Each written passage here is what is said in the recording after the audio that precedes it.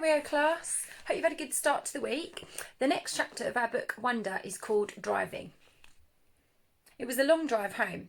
I fell asleep in the back seat like I always do, my head on Via's lap, like she was my pillow. A towel wrapped around the seatbelt so that I wouldn't drool all over her. Via fell asleep too, and Mum and Dad talked quietly about grown-up things that I didn't care about. I don't know how long I was sleeping, but when I woke up there was a full moon outside the car window. It was a purple night and we were driving on a highway full of cars. And then I heard Mum and Dad talking about me.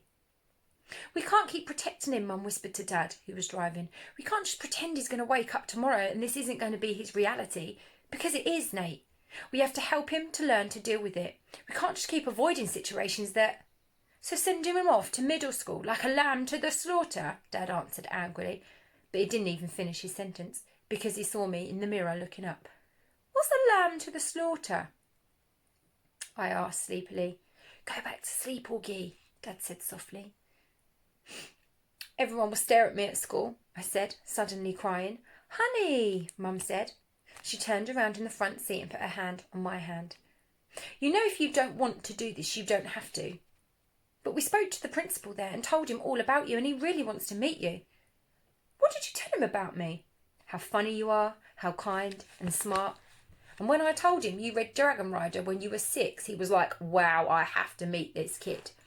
"Did you tell him anything else?" I said. Mum smiled at me. Her kind smile hugged me. "I told him about your surgeries and how brave you are," she said.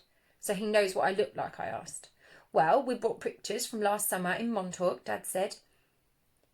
"We showed him the pictures of the whole family and a great shot of you holding that flounder on the boat. You were there too." I had to admit that I felt a little disappointed that he was part of this. "We both talked to him, yes," Dad said. "He's a really nice man. You'd like him," said Mum. Suddenly, it felt like they were on the same side. "Wait, so when did you meet him?" I said. "He took us on a tour of the school last year," said Mum. "Last year?" I said. "So you've been thinking about this for a whole year and you didn't even tell me?" "But we didn't know if you'd get in August," answered Mum. "It's a very hard school to get into. There's a whole admissions process. I just didn't see the point of telling you and you having to get all worked up about it unnecessarily." "But you're right, Augie. We should have told you when we found out last month that you got in," said Dad. "In hindsight, yes," sighed Mum. "I guess so." "Did the lady who came to the house that time have something to do with this?" I said. "The one that gave me the test?" "Yes, actually," said Mum, looking guilty. "Yes." "You told me it was an IQ test," I said. "I know, well, it was a white lie," she answered. "It was a test. You needed to take it to get into the school. You did really well on it, by the way." "So you lied," I said. "A white lie, but yes, I'm sorry," she said, trying to smile. But when I didn't smile back, she turned around in her seat and faced forward. "What's the lamb to the slaughter?" I said. Mum sighed and gave Daddy a look. "I shouldn't have said that," Dad said, looking at me in the rearview mirror. "It's not true. Look, here's the thing. Mummy and I just love you so much. We want to protect you in any way we can. It's just that sometimes we want to do it in different ways." "I don't want to go to school," I answered, folding my arms. "It'd be good for you, Augie," said Mum. "Maybe I'll go next year," I answered, looking out of the window. "This year would be better, Augie. Do you know why?" "Because going into the 5th grade, that is the first year of middle school for everyone, and you won't be the only new kid." "Yeah, but I'll be the only kid who looks like me," I said.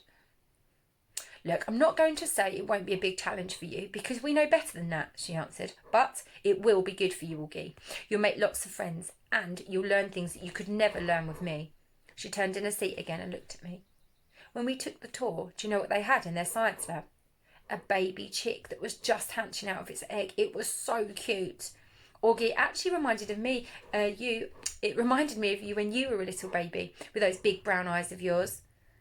I usually love it when they talk about me when I was a baby. Sometimes I want to curl up into a tiny ball and let them hug me and kiss me all over. I miss being a baby, not knowing stuff. But I wasn't in the mood for that now. "I don't want to go," I said. "How about this? Can you at least meet Mr. Tushman before making up your mind?" Mum said.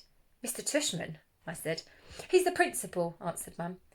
"Mr. Tushman," I repeated. I know, right? Dad answered, smiling and looking at me in the rearview mirror. Can you believe that name, Augie? I mean, who on earth would ever agree to having a name like Mr. Tushman? I smiled, though I didn't want to let them see me smile. Dad was the one person in the world who could make me laugh, no matter how much I didn't want to laugh. That always made everyone laugh. Augie, you know you should go to that school just so you can hear his name over the loudspeaker, Dad said excitedly. Can you imagine how funny that would be? Hello, hello, paging Mr. Tushman, who was using a fake high old lady voice. Hi, Mr. Tushman, I see you're running behind today. Did your car get rear-ended again? What a bum rap. I started laughing, not because I thought it was being particularly funny, but because I wasn't in the mood to stay mad anymore. It could be worse, though, Dad continued, but in his normal voice. Mummy and I had a professor in college called Miss Butt. Mum was laughing now, too. Is that for real? I said. Roberta Butt, Mum answered, raising her hand as if to swear. Bobby Butt. She had huge cheeks, said Dad. Nate, said Mum. What? She had big cheeks is all I'm saying. Mum laughed and shook her head at the same time. Hey, I know, said Dad excitedly. Let's fix them up on a blind date. Can you imagine Miss Butt meet Mr. Tushman? Mr. Tushman, here's Miss Butt. They could get married and have a bunch of little tushies. Oh, poor Mr. Tushman, answered Mum, shaking her head. Augie hasn't even met him yet, Nate. Who's Mr. Tushman? Via asked groggily. She had just woken up. He's the principal of my new school, I answered. So the next chapter is called Paging Mr. Tushman.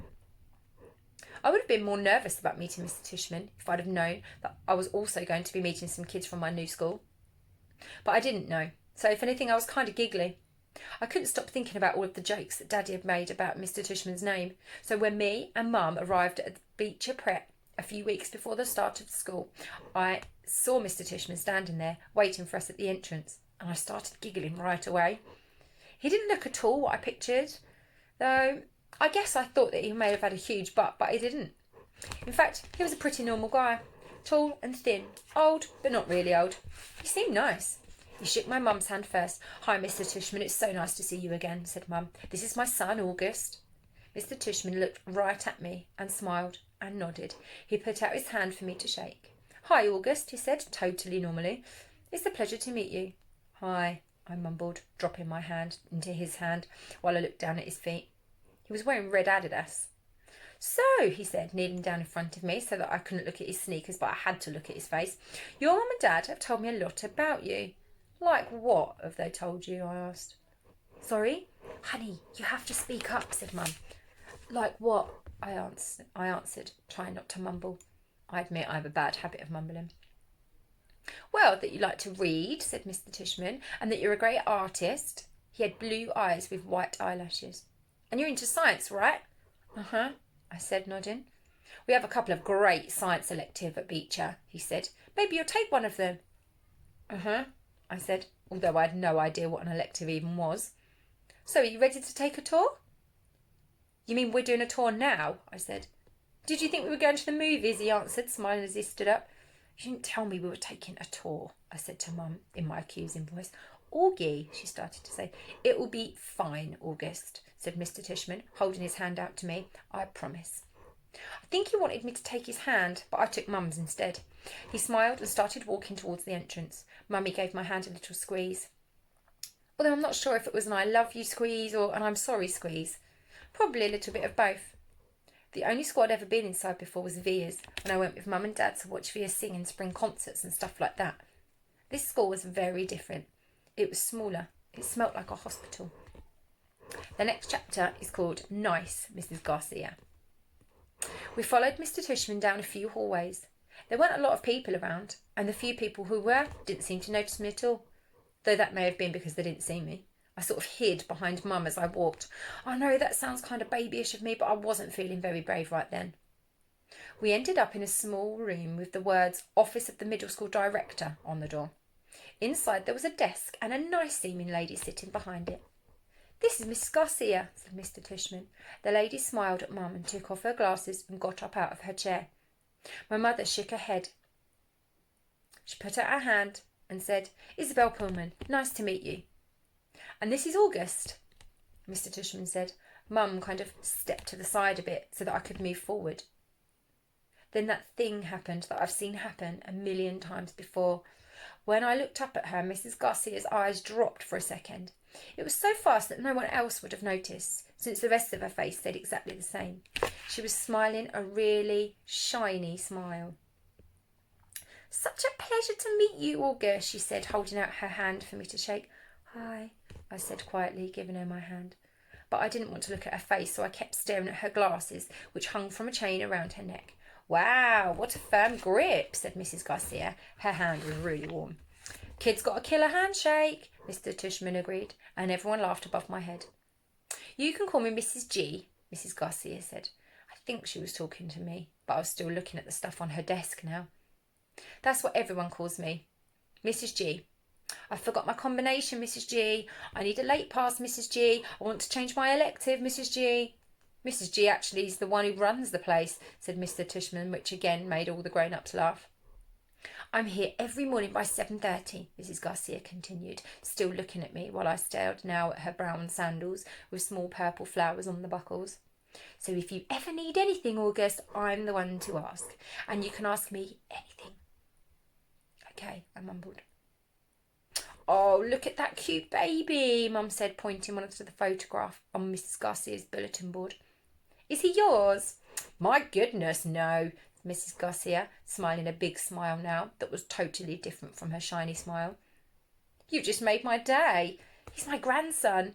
"Oh, what a cutie," said Mum, shaking her head. "How old?" "In that picture he was 5 months, I think, but he's a big boy now, almost 8 years old." "Wow," said Mum, nodding and smiling. "Well, he's absolutely beautiful." "Thank you," said Miss Garcia, nodding like she was about to say something else about her grandson. But then all of a sudden her smile got a little smaller. "We're all going to take very good care of August," she said to Mum, and I saw her give Mum's hand a little squeeze. I looked at Mum's face, and that is when I realised she was just as nervous as I was. I guess I liked Mrs. Garcia when she wasn't wearing the shiny smile. The next chapter is called Jack, Will, Julian and Charlotte, and I'll read it to you tomorrow. So see you soon, Rio.